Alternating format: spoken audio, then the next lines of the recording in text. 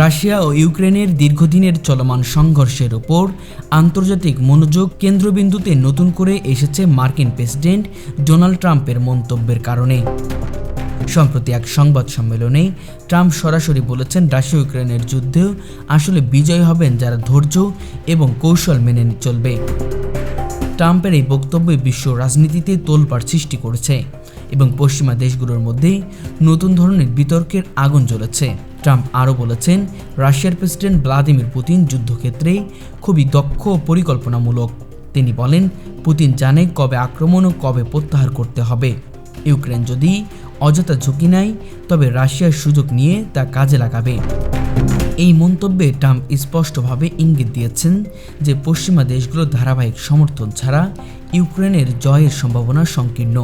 ট্রাম্পের মতে শুধুমাত্র সামরিক সাহায্য যথেষ্ট নয়, ইউক্রেনকে অর্থনৈতিক, কূটনৈতিক ও কৌশলগত সমর্থন একসাথে দিতে হবে। অন্যথায় রাশিয়ার যুদ্ধক্ষেত্রে সুবিধা নিয়ে পুরো পরিস্থিতি নিয়ন্ত্রণে নিতে পারবে। বিশ্লেষকরা বলেছেন, ট্রাম্পের এই মন্তব্য আসলে একটি রাজনৈতিক কৌশলও হতে পারে, কারণ তিনি বারবার জানিয়েছেন মার্কিন সামরিক ও অর্থনৈতিক সম্পদকে সাবলীল ও যুক্তিসঙ্গতভাবে ব্যবহার করতে হবে। এই বক্তব্যে পশ্চিমা দেশগুলোর মধ্যে বিরোধ ও বিভাজন সৃষ্টি হতে পারে। বিশেষ করে ইউরোপীয় ইউনিয়ন এবং ন্যাটোর সদস্য দেশগুলো এক দুশ্চিন্তায় আছে যে কতটা দীর্ঘ সময় পর্যন্ত তারা ইউক্রেনকে সমর্থন দিতে পারবে। ট্রাম্পের ভাষণে এটি ইঙ্গিত পাওয়া যাচ্ছে যে যিনি যুদ্ধকে রাজনৈতিক প্রভাবিত করার চেষ্টা করছেন এবং মার্কিন নির্বাচনের প্রেক্ষাপটেও এর গুরুত্ব রয়েছে।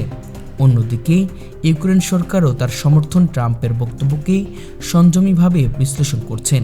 তারা মনে করছেন যুদ্ধক্ষেত্রে ধৈর্য কৌশল গুরুত্বপূর্ণ, আরও আন্তর্জাতিক সমর্থিত অপরিহার্য।